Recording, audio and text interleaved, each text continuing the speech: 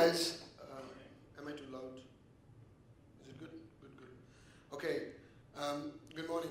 Thank you for being here, and congratulations to Bhaskar for hosting MachineCon in Singapore. So I think this is the first event here in Singapore, and I'm really pleased to be the first speaker out here. Okay. So making money out of data. The concept as it came in from the fact that I've spent around about 25 years in the industry, and as one of my ex-bosses defined, my job was to make money out of data. So actually I took that comment and made a book out of it, and that's what the book is all about. I'm not going to promote the book. What we will do is we will have questions and answers in the end, and the best question gets a signed copy. If you want, that is. So over to you. It's up to you to ask questions. Okay, I'll keep it 30 minutes I've got. I'm 29 minutes as we say. So before I start, let me give you a reason why you should be even listening to me. Why? Who am I? And so let me give you a brief, quick brief about me. So I have been doing analytics, what is called analytics, because analytics in my world is a bastardized term. Sorry for my language, but anyone who reads Excel spreadsheet is also doing analytics, as they say. But I've been doing different kind of analytics for past 25 years. I set up analytics, SAS India's business in 1997, and it all started from there for me and for analytics in India.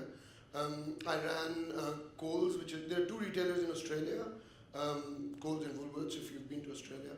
And I set up analytics for Coles, and then I set up analytics for Woolworths. I was the chief analytics officer for Woolworths.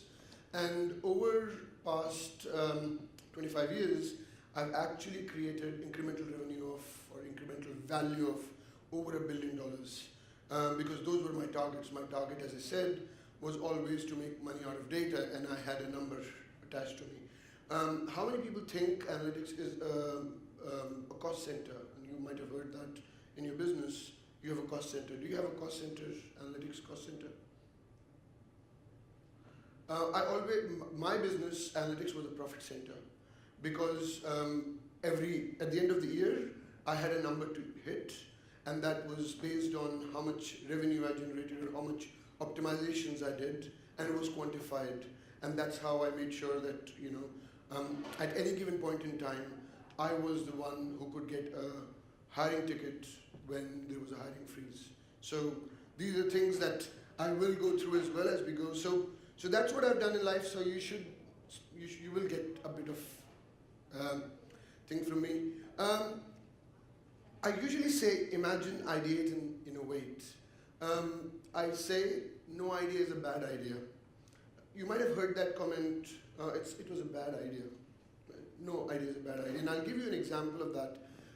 It was and dates are important here because 2008, I was traveling from East Bentley in Melbourne to the Melbourne airport. And one of my consultants decided to drop me.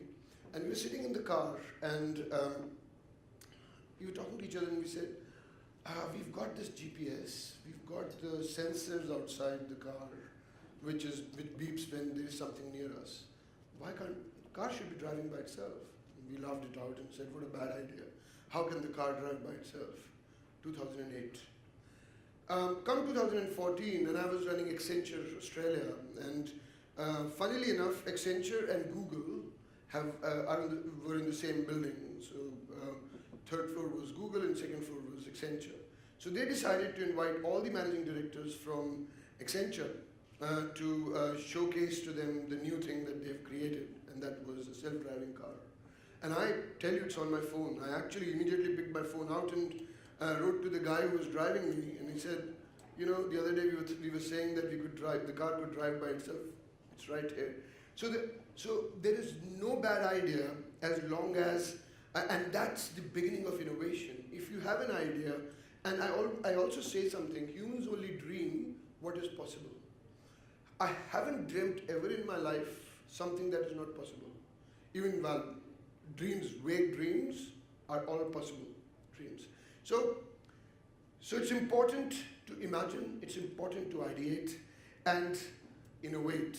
And an important aspect of that in terms of analytics is, lots of people say analytics is about data, statistics, about whatnot. I say analytics is about creativity. It's more about creativity because if there is no creativity, you will get a whole lot of data and say, well, what do I do with it? Or you would say, I've got less data. Or you will say, I want more data to less data. But as long as you are creative, you can actually create more data. And to solve the problem you're trying to look at. And we'll talk about that as we go forward. Before I move ahead, let me run through a video for you guys. Yep, can you please? The U.S. Postal Service has been innovating better ways to move mail for centuries.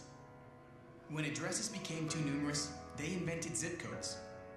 When bad handwriting got worse, they implemented optical character recognition on a massive scale. And now, they are upgrading the antiquated postage stamp with your voice.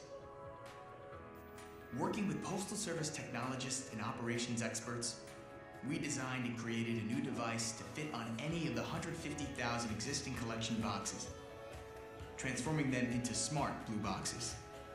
Built around AI and self-sufficient with solar panels, they talk, listen, weigh, and transact. And here's how they helped us get rid of the stamp. First, add voice authentication through your existing Postal Service account. Hello, Blue Box. Jason. This voice stamp is now connected to your origin address and your payment method. Next, tell the smart blue box your mail's destination. Hello, Blue Box. Hello, Jason. What can I do for you? I want to send a letter. Okay. What is the destination? 85 Clement Avenue, Cleveland, Ohio, 44024. It will calculate postage and ask you to confirm. Then, just drop it in. Because postal sorting facilities already scan letters for origin and destination to determine postage, this innovation will now connect that data to your account. Your letter is on its way. And the smart blue box gets smarter. It starts with machine learning, proprietary postal APIs, and other open APIs. Talk to it in 37 languages. Get pickup times and all sorts of customer services. Most importantly, the voice stamp feature gives you postage without a stamp. When it comes to innovation, the Postal Service continues to deliver. So, as I'm talking through, though I come from SAP, we'll talk less about SAP, but about what we're doing. So, this particular use case comes in from USPS, and who would have imagined that a letter could be accompanied with a voice with it? And let's see what's going on here. But before we go there, let's think about the definition of AI. How many people have heard the term AI? It is one missing, no, two missing, one on the phone. Okay, I wanted to get everyone. How many people think they do AI? 1, 2, 3, 4. Okay, good.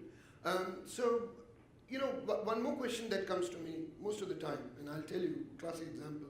I went to see a CIO of a largest bank in Taiwan, and they invited me, bestselling author, come in, Shailendra. But it came along with that came the thing that I come from SAP, and I was the chief evangelist for Leonardo and analytics. So I shook hands, and the first comment was, I don't believe in AI. So the meeting got over in the first minute. I don't think it was a minute even. So now I'm here all the way from Sydney and going to talk to someone in Taiwan, and he's just finished the meeting in first 30 seconds. And I had to respond to him and said, well, I don't believe in AI either. And then we continued the conversation, and the conversation went on for 2 hours. And because the reason is that people are thrown with the term AI without taking them on a journey. AI is a journey. It didn't start overnight. And to my own organization's wrongdoings, or organizations like my organization's wrongdoing, I'll get them all together. who actually sell predictive analytics as machine learning or AI, and there are lots of people who would talk about AI algorithms, which I don't see exists anyways. So you would see all of that. So people need to get onto a journey. But what is AI as of now? This is a moving kind of a place here. So AI in itself is orchestration of key building blocks like machine learning, like data intelligence, which is the data coming in and external data and third-party data and whatnot, analytics, blockchain, database, big data, and IoT. IoT is a big one here. So orchestration of all of that, and an important one there is machine learning. And now we'll talk about machine learning for a minute in the next slide, but including bringing in conversational bots. When I say conversational bots, that is implementation of voice and implementation of text, structuring and unstructuring of that information. So the underlying theme of orchestration is the most important theme here, and that's what AI enables. Let's think about, when I said orchestration, I also talked about automation, and I'll give you a classic example here as well. I was working for Accenture, and I was talking to one of the largest telcos. The director for analytics told me, Shelly, I must tell you one thing. I want to move all the mundane tasks to India. I want my guys to do, I pay them top dollars, and I want them to invest their time in doing smart, intelligent stuff. And that was true. In last, say, 10, 12 years, lots of jobs have been offshored because organizations wanted their highly paid people to focus on intelligent stuff, to focus on smart stuff, to focus on business work. So they're trying to move all of that offshore. But then came the fact that you could automate most of those mundane tasks anyways. You don't have to send them to India or Philippines or China. But what you can do is you can automate those tasks. So where we're getting towards is, most of the high-value tasks are now being done for an intelligent enterprise onshore, whereas the repetitive tasks are now converting into automation. And that's the reality. And there are two aspects of that.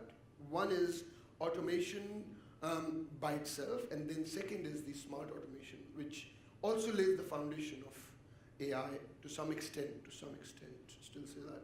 Because what is happening is that the repetitive processes, which can be repeated, can be automated, but then you want the processes to become smart by themselves.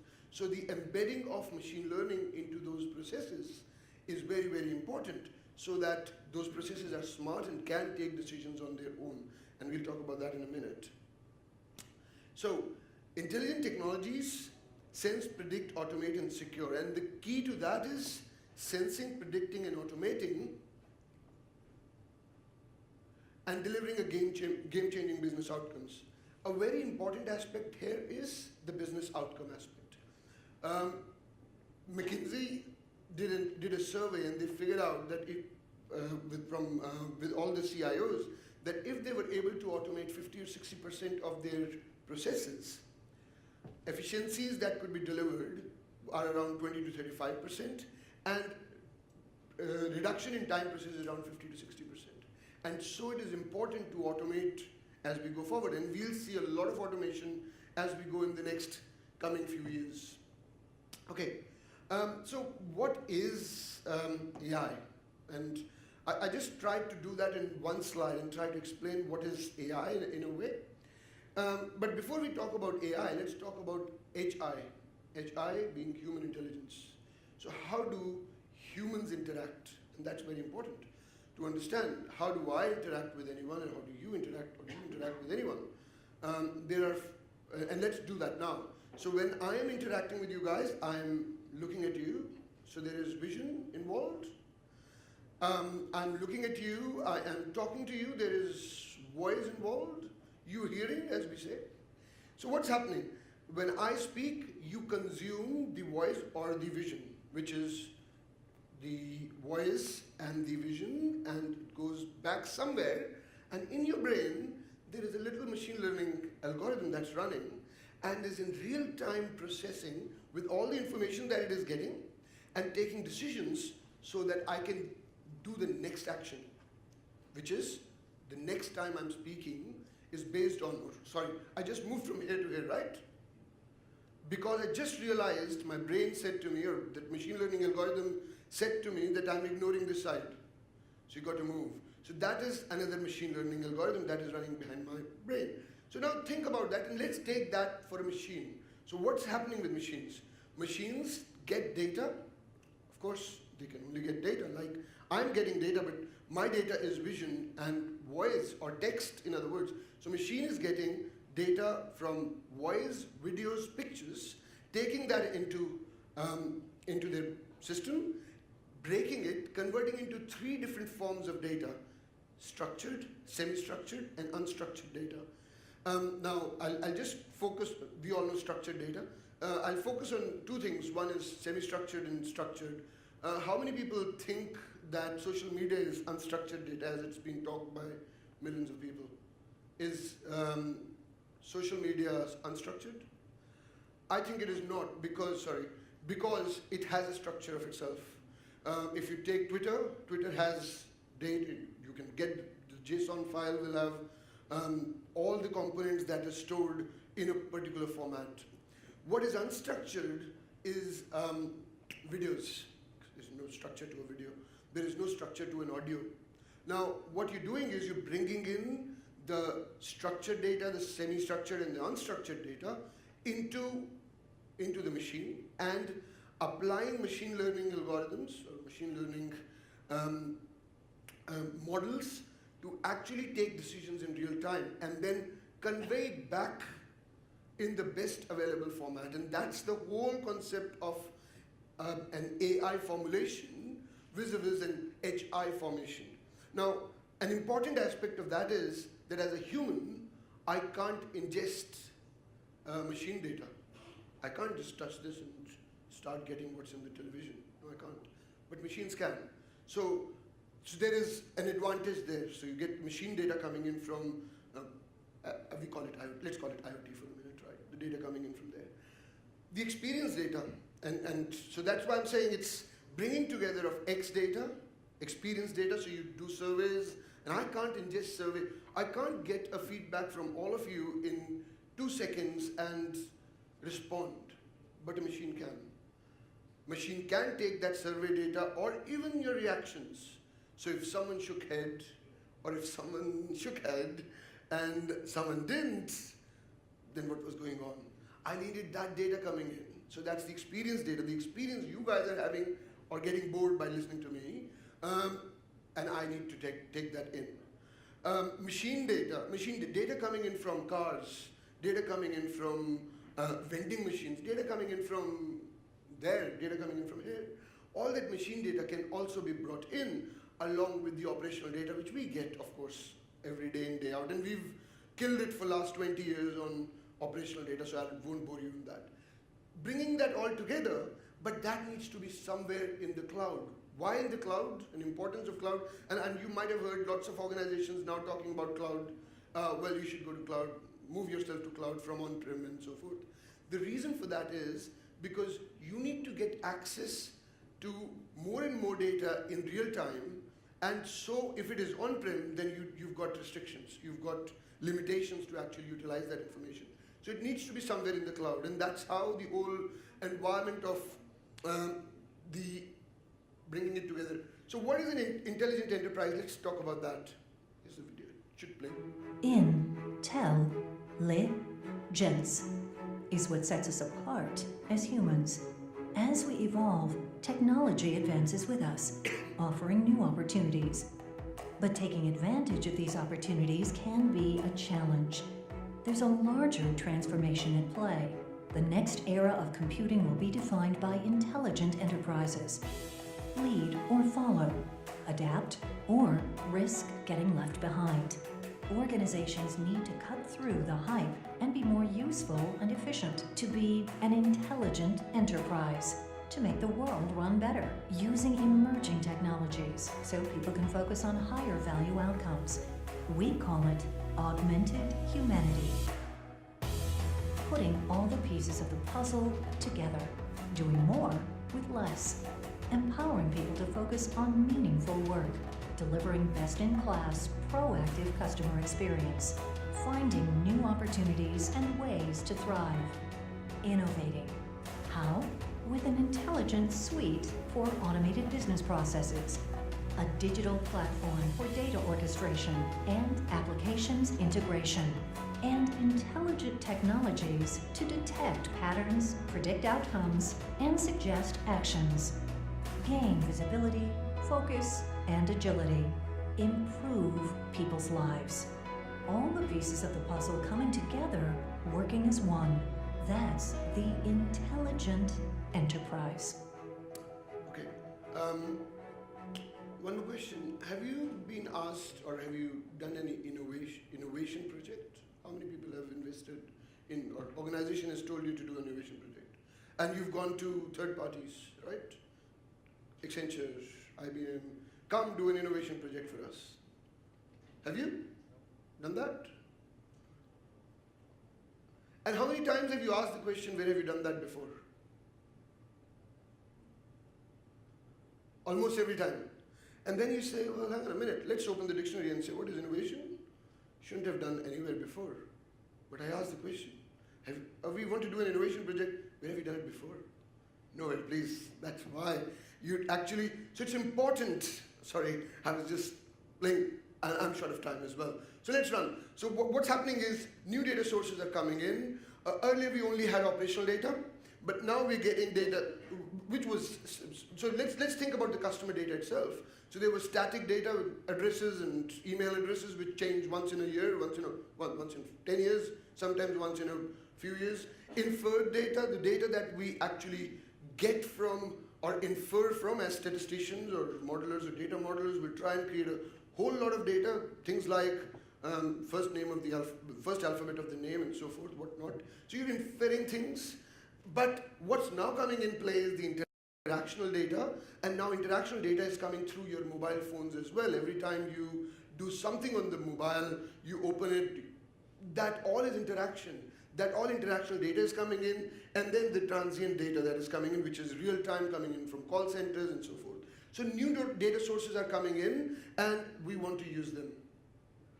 So bringing across the experience data from your customers, from your products as you interact with them, and along with the operational data into one place at the moment is what is important for an organization, and that's where you guys would be going, as you say.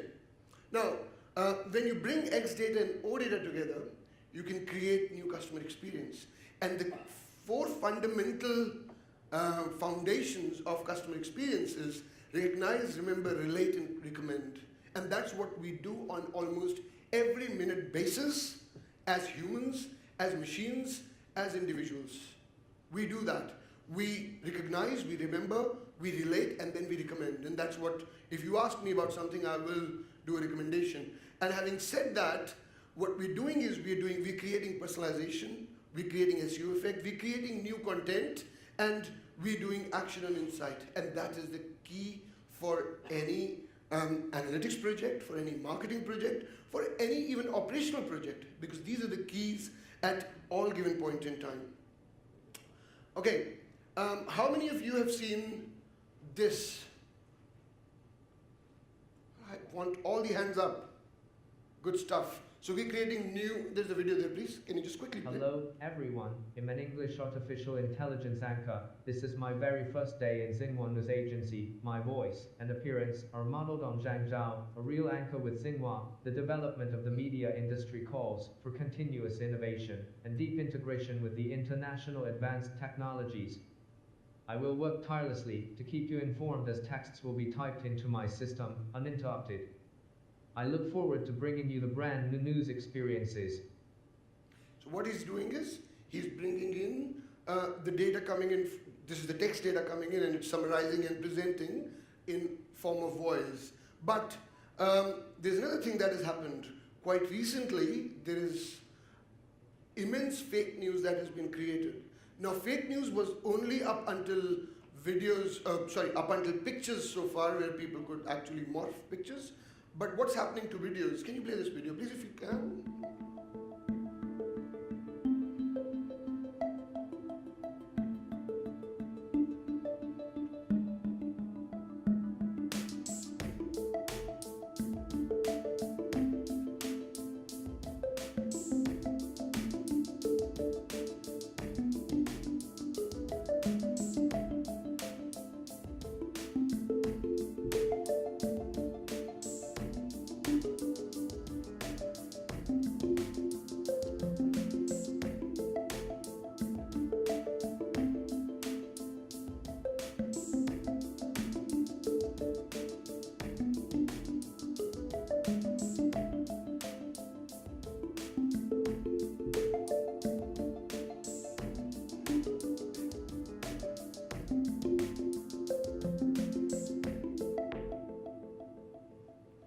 So going forward, we will have more and more of automation coming in, and more of fake news coming in. So don't. Well, I used to say seeing is believing. Still not. Let's talk about Volkswagen. So Volkswagen in Australia brings X data and O data together, and I'll give you an example very, very quickly. I've got 3 minutes. Classic. I bought a Volkswagen car, and 1 year later it was on service. What was happening was all the data from the car was getting to the service, and from the tires was getting into the service. One day I decided to go to Blue Mountains, which is around about 100 kilometers from my place, and I put it on social media. Told my friends on Facebook, I'm going to Blue Mountains. I got a text from Volkswagen saying, can you please get your car for servicing and get a replacement car before you go? Because all the information from the car was going to their service, and they could predict that my car will not reach Blue Mountains. So now, that's what they're doing. And let's have this very quickly. There's a video here, please.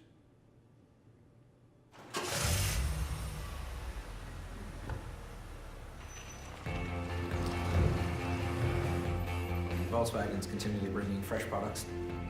There's something for everybody. Customers feel connected to the car because they bring something unique. Driver experience, power, comfort, it's a real gorgeous product. Product is only half of the importance. We're in a people business. We find that customer experience now is more important than anything, and that is our #1 focus.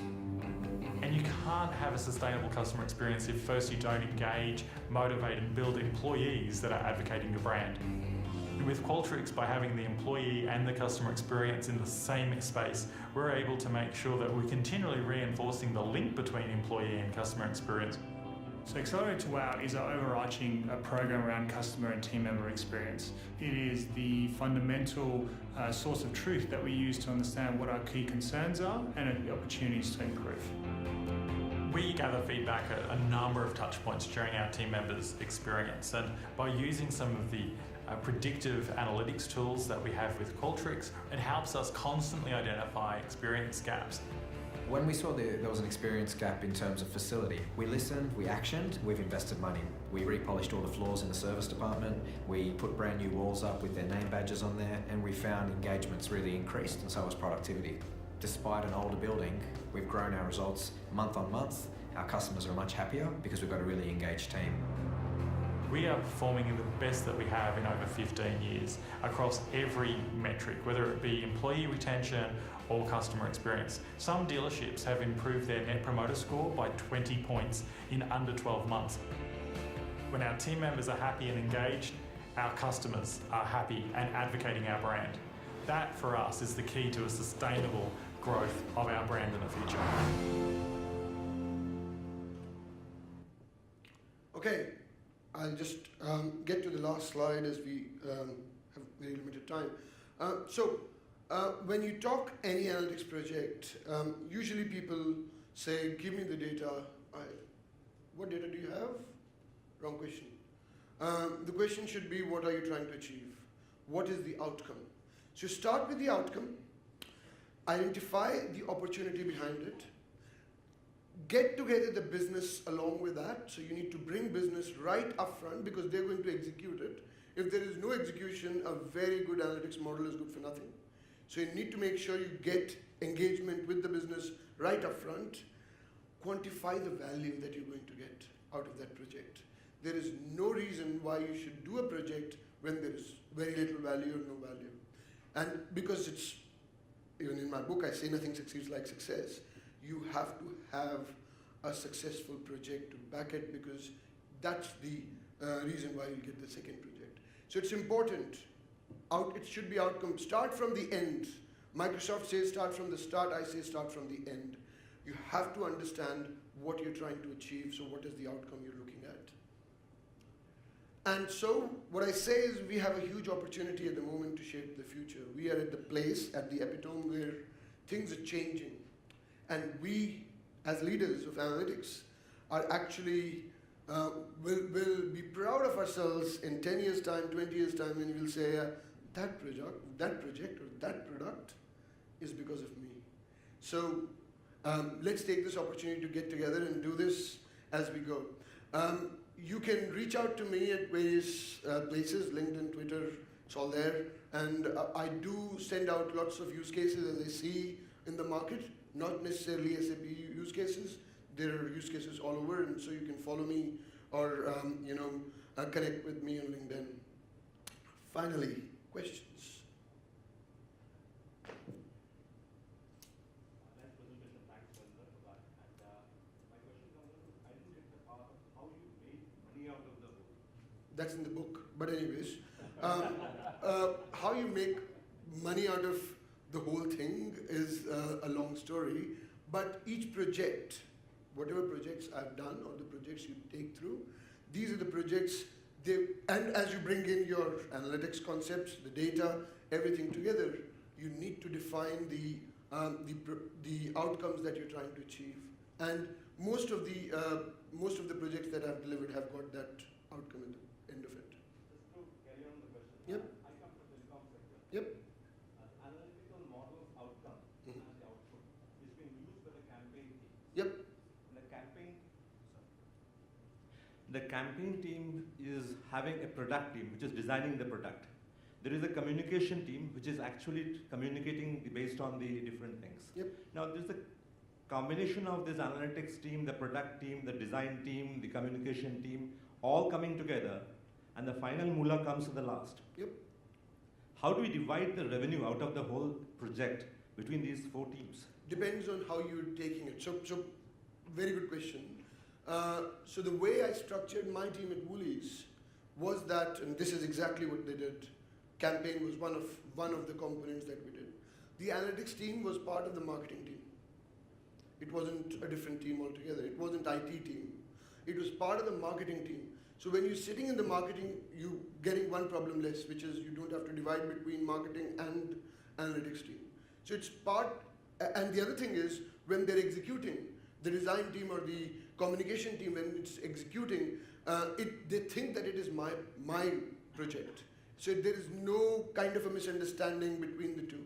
So one answer is that you bring them all together into one place and let them solve the problem as it goes. And that's what we did very effectively, because we didn't have that problem around at all post that who do you define the dollar to. The dollar was defined to the organization, and the organization makes money in this case. Now, one more thing which I've realized is that most of the time analytics is only associated with campaigns, but there's far more than that. Campaigns is just one aspect of it, right? So, yeah, we can have that discussion as we go. Any other questions? Sir? Thank you for the presentation. I really like the example of Volkswagen that you spoke about. My question is it actually real, or what are you trying to exaggerate it? Because I can understand that company is doing predictive maintenance, but it is still difficult for me to imagine at this point in time that they are actually tracking all their customers, what they're posting on social media, whether somebody is going to Blue Mountain. Hence, we need to give that recommendation at this point in time. I gave you an example which I was a recipient of. So that's why so my question. I don't know what they were doing, but they did send me a text. And I can show you the text if you want. Interesting. So there was a full loop there, closed loop. Yep. But is it allowed from a privacy perspective? Privacy, The privacy is a very interesting thing. So I had to opt in. You know, when I bought the car, they got me 1,500 papers to sign. One of the papers was opting in. So, and the other thing is, when you get the car there, you opt in, but then you have to opt out if you're really worried, which never happens because you've signed it right up front. Are we done? Yep, good stuff. So, who would get the book? Sudipto.